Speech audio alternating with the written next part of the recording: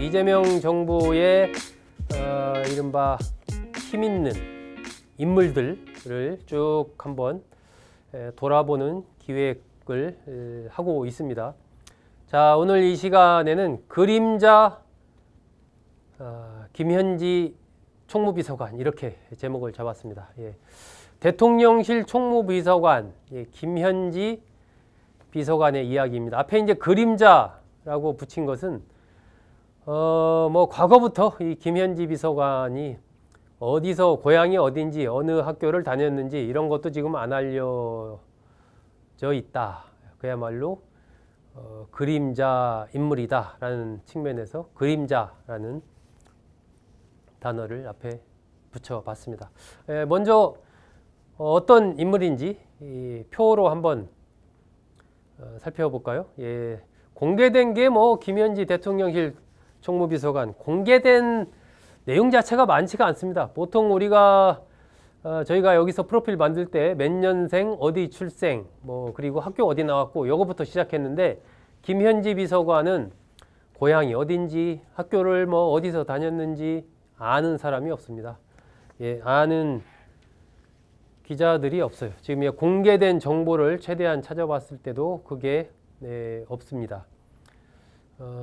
성남에서 이재명 대통령 성남시장이 되기 전부터 김현지 비서관과 인연을 맺었습니다. 그러니까 한 30년이 넘었다고 봐야 되겠죠. 성남 시민모임에서 사무국장을 맡았었고요. 성남의제 21 협의회 여기에서 이제 사무국장을 맡았습니다. 이 성남의제 21은 이재명 대통령이 성남시장 시절에 거기에 사무실 성남시청 안에 같이 있으면서 여러 가지로 같이 이제 이재명 당시 시장과 성남시의 의제에 대해서 같이 좀 토론을 하고 했던 그러한 시민 모임으로 알려져 있습니다. 여기에서도 사무국장을 맡았습니다. 그러다가 이제 이재명 대통령이 경기도지사가 되면서 이때부터 이제 공직자가 되는 거죠. 경기도청의 비서관으로 들어갑니다. 그리고 나서 지난 대선, 지지난 대선이죠. 이재명 대통령이 떨어지고 개항 을에 이제 국회의원으로 다시 국회에 이제 들어오게 됩니다.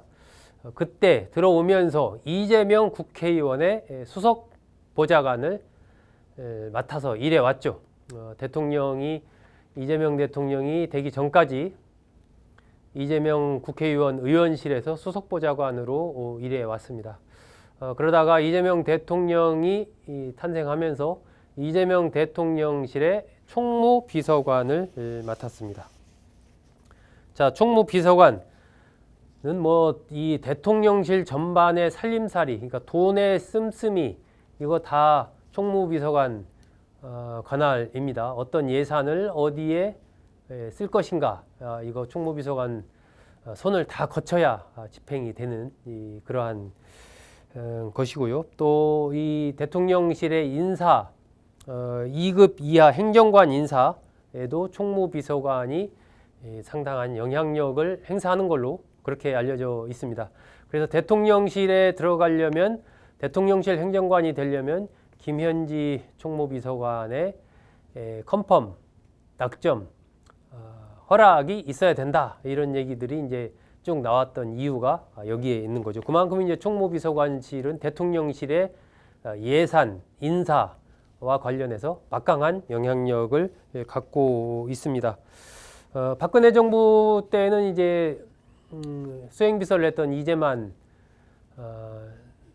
지가 이제 총무비서관을 했었고, 윤석열 전 대통령 때도 윤재순, 대검에서 운영과장을 했던 윤재순 비서관이 등장을 했었죠. 마찬가지로 이제 이재명 대통령은 수석비서관으로 또 수석보좌관으로 자신과 30년 이상 인연을 맺은 김현지 보좌관이 총무비서관을 맡았습니다. 30년 동지이자 최측근, 이재명 대통령의 가장 핵심적인 측근 라인이라고 할 수 있는 성남 경기 라인의 핵심 인물 이죠. 원래 이제 그 정진상 전 정무실장 이라든지 김용 전 부원장이라든지 이런 이른바 원조 라인이라고 할 수 있는 이런 인물들이 지금 여러 가지 사법 리스크 등등 때문에 또 사법적 문제 이런 걸로 인해서 지금 활동하기가 쉽지 않은 이런 상황이죠.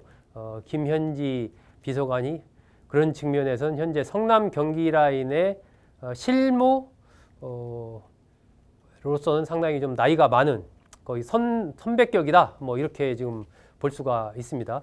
현재 아마 49살 정도 되는 걸로 그렇게 알려져 있습니다. 나이도 뭐 정확하게 나오지는 않습니다. 대략 한 49살 이 정도 된다라고 그렇게 알려져 있습니다. 지금 대통령실에 이제 김남준 제1부속실장, 또 김용채 인사비서관, 김낙중 국정과제 정책조정비서관, 이 인물들이 성남 경기 라인이죠. 이 핵심 인물들인데 여기에서도 이제 김현지 비서관은 핵심 중에 핵심이다. 뭐 이렇게 볼 수 있습니다.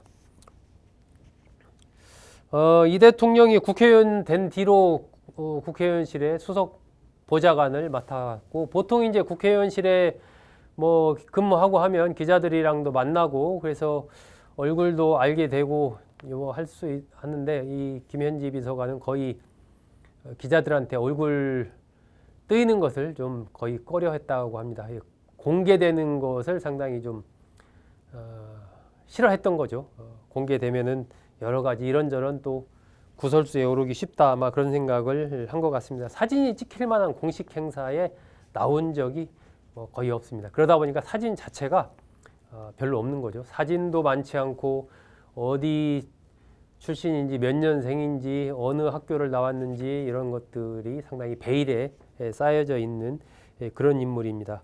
국회의원실에 근무할 때도 블라인드가 쳐진 의원실 안에서 주로 근무를 했고, 밖에서 뭐 의원 식당이나 그 직원 국회의원 비서관들 보좌관들 먹는 그 식당, 거기서도 거의 뭐 눈에 띈 적이 별로 없다고 합니다. 그래서 언론에서는 그림자 보좌관으로 이렇게 부르곤 했었죠. 지금도 여전히 그림자입니다.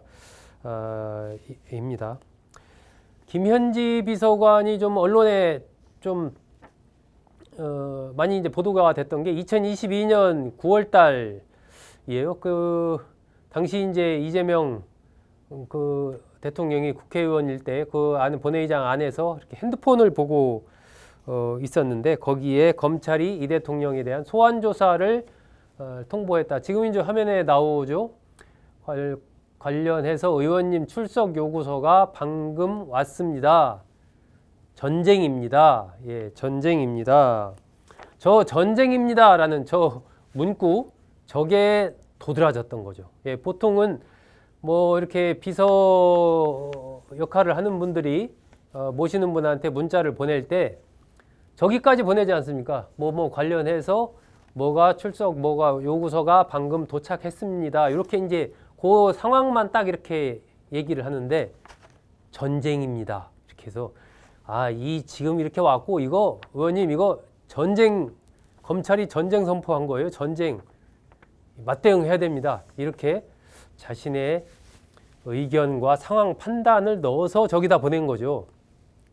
그래서 역시 이제 김현지 비서관이 그만큼 이재명 대통령과 가깝다라는 것. 가깝지 않으면 저렇게 이제 자기 의견을 넣어서 하기가 사실은 쉽지가 않죠. 예, 저기에서도 그런 것을 보여지지 않나. 예, 그래서 이제 김현지 비서관 등을 이른바 그 과거 박근혜 전 대통령 때와 비교해서 이 문고리 권력, 문고리 실세다, 이렇게 또 언론에서도 칭하고 있기도 합니다. 뭐 그만큼 이제 이 대통령과 가까이 있는, 이 대통령이 신임하는 인물들이다.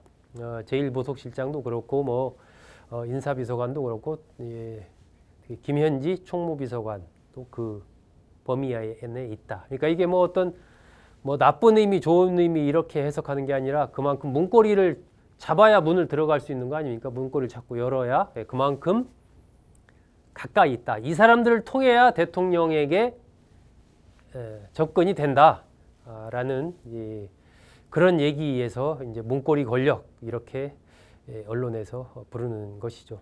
김현지 비서관을 포함한 지금 현재까지 이렇게 보면은 아까 제가 말씀드린 김남준 실장이나 김용채 비서관, 김낙중 비서관 등등 어떤 공통적인 언론의 평가가 자기를 과시하지 않는다, 자기를 막 드러내려고 하지 않는다.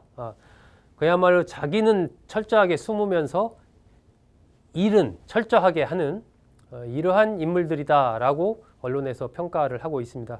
근데 이것이 이제 현재 언론에서의 평가가 임기 끝날 때까지 유지가 될지 그것은 또 계속해서 지켜봐야죠. 대통령과 가까이 있다라는 것이 상당히 이제 제3자들이 보기에는 힘이 있다라고 볼 수 있기 때문에 어떤 식이든 이제 접근을 하려고 하는 그러한 시도들이 있을 수가 있고 그 과정에서 또 본인이 원든 원치 않든 여러 가지 또 구설수에 휘말릴 수 있는 그러한 위험한 자리이기도 합니다. 이런 자리들이 그건 얼마나 이제 본인들이 자기 관리를 철저히 해 가느냐, 또 대통령실에서의 어떤 자체 감시 기능 이런 것들 시스템을 얼마나 잘 만드느냐 이런 것에 따라서 좀 달라질 수가 있겠죠.